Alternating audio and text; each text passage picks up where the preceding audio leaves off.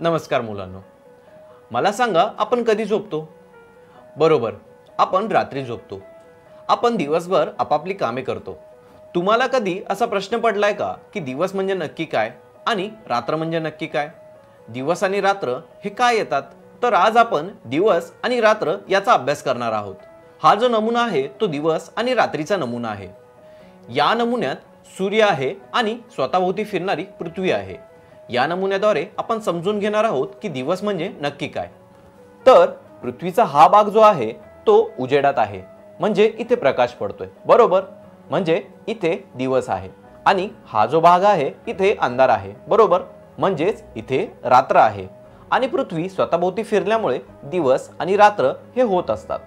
तर या नमुन्याद्वारे आपल्याला समजलंच असेल की दिवस आणि रात्र म्हणजे हे नक्की काय.